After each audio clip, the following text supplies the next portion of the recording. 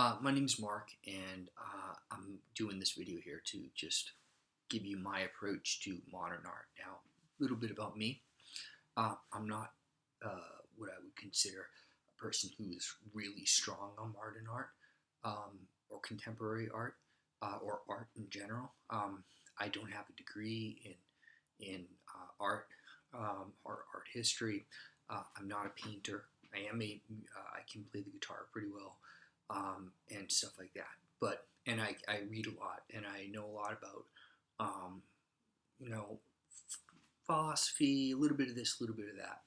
Okay, history, etc. I know a lot about a little bit of everything. Okay, so in most intros to art, you get people who, they approach you and they say, hey, art's always been around. And they'll give you they'll say, look at cave art. This is whatever, thousands and thousands of years ago. The first humans painted on caves. So they've been doing visual stuff.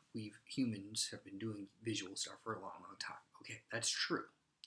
Now, let's focus on the West or Europe. Another thing to then jump to just very quickly is what happened in Rome, which I find interesting. But of course, there's Greece and there's all the others. Okay, Rome. I just find Rome interesting especially because of the Roman frescoes. Because the Roman frescoes were these square pictures, and in my opinion, that's kind of where the whole idea of a square, picture comes from. Which we so much associate. If you go to a museum, we all know art is a square. Okay, now in our days, lots of different things are happening, but I just want to point that out. Now let's fast forward. Another thing that is typically pointed out is that art became very much about religion and representations of Christianity. So we had early Christianity, and then we had the Catholic Church, which then, led to and brought about the age of Michelangelo and Leonardo da Vinci. Now, key here, and this is one of my major points here that I think makes this introduction a little bit different than others, is that I want to point out that what happened in the Renaissance, why did we go into linear perspective? And there's you could ask that question. I think that's very key, because there's at least one book I've just recently stumbled upon, which was eye-opening, which said that the developments of, and I'm not an anti-capitalist, or I'm not getting too political, but I want to get a little political here. The linear perspective really was a development of a certain moment in time, and we have to understand what that moment was. And basically, that was a moment of the Renaissance, which was about science, but it was also about commerce and the use of the intellect to really kind of be very precise in how we balanced our the budget, because that's what made for kind of our economic system, capitalism, to exist, but also science and reason. Okay, so that's what the age of linear perspective was very much about, that, and very much in sync with those two things, science and the develop, going back to the Greeks and philosophy and that development. So that's very, very key. Okay, because what happens throughout the history, fast forward to the beginning of the 19th century, is that our society's vastly changing. Again, capitalism is really this major change in the way that the society operates. The development of democracy, the ending of the feudalism and also the ideas about the Enlightenment, the ideas about breaking away, not having kings and having these democratic societies, etc. But also, again, to go back to the economic system. Fast forward into the mid 19th century, and you have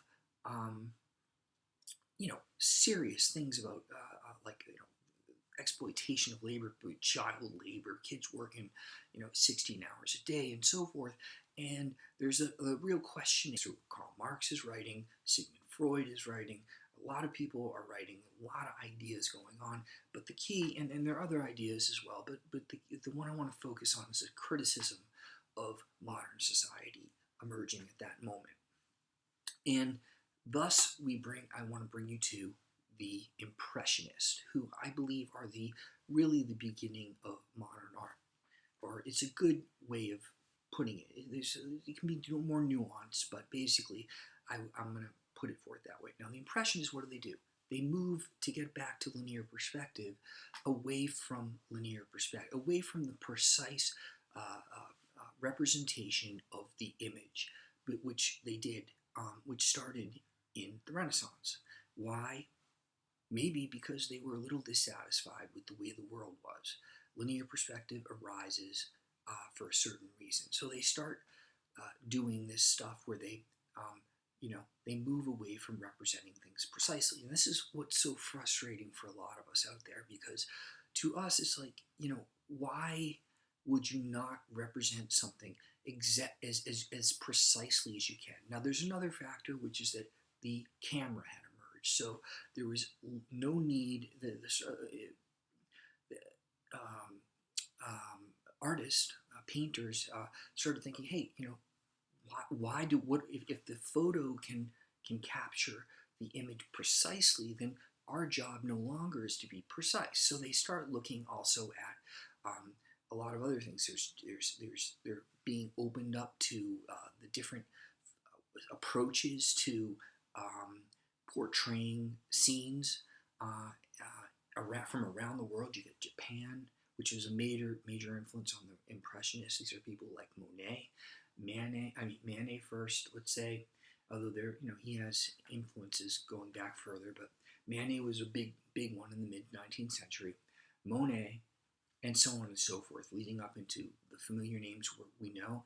Van Gogh, who is moved on from and did something kind of slightly, I don't know if people consider him impressionist, but the same thing emerges, moving away from the precise representation of figures and things, okay, reality. Now, it gets we move further and further away with these different approaches. You have Cubism, which arises, which, like the big name there is Picasso. And again, it's moving away from figurative representation because of, I'm going to emphasize here again, the dissatisfaction with society. That's a lot of things. I think I have a theory that maybe museums downplay that because the political is going to provoke issues. So they instead focus on science.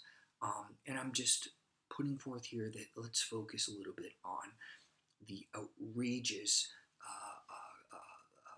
exploitation of people that mid-19th century capitalism was bringing about. I'm not arguing the end of capitalism. I'm arguing that specific moment. Now, final piece of this whole story is this.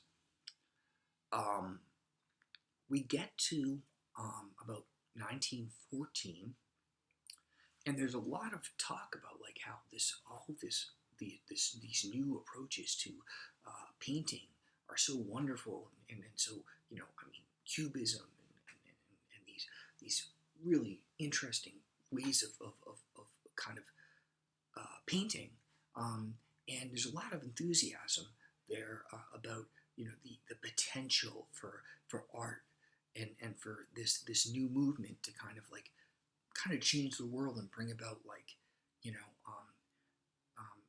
a lot things that are a lot better. And then comes World War One. Now, there's a lot of other things that you can talk about, and I've yet to discover them myself, but I've heard some. And bring in the final person that I really feel will, if you can understand this one artist, you really understand basically what's going on even to this most present day. And that's Marcel Duchamp. I'm sure a lot of you know about him, but what Duchamp does and what we really want to focus on here is that Duchamp was a Cubist painter.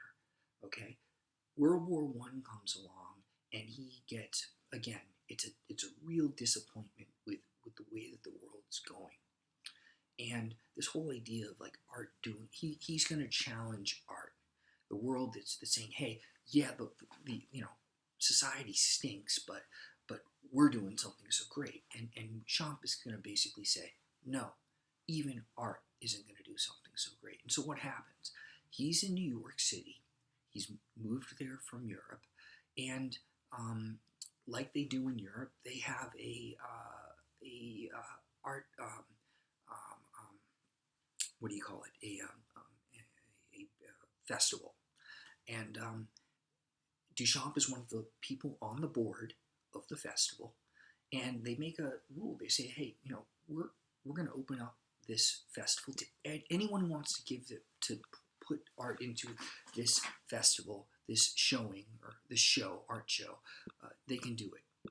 Any artist. So Duchamp, knowing this and thinking about what's going on and all these issues, decides, okay, and what he decides to do is to submit under not his own name but another name, his work called The Fountain, which is a urinal, and it's rejected. And he called it a ready-made, and because all he did was he saw it in a hardware store or something, and he decided, okay, I'm going to take that for a variety of reasons. He found it interesting, and he's going to submit it as his submission. He signed it with the name R. Mutt, which I've looked into. There are a couple of different aspects to what the significance of that name is, but one of the major aspects is that Mutt was one of the first, if not the first, cartoon in newspapers in America. So there was a play on this kind of public. This is the popular art. This is the this comic strip, and so there you go. After that, I mean, a urinal is art. The whole question of what is art, and also how far art can go, and what it can do, and so forth.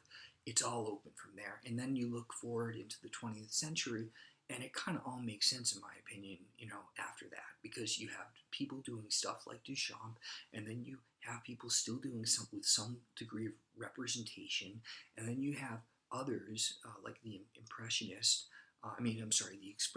The abstract expressionists in the 40s and 50s, coming out and basically taking it one step further than the Cubists and actually going away from any kind of representation.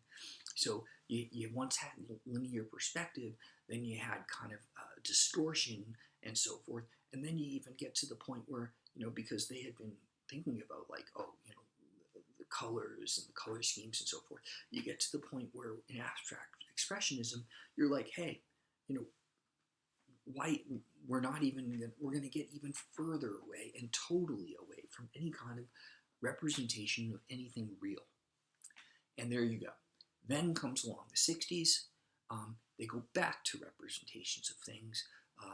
In a lot of ways, again, Duchamp's influence. It had already started in the 50s with Jasper John, who was representing things in a different light, much like a ready-made, and then Andy Warhol, which is so vital. And after that, we can take it.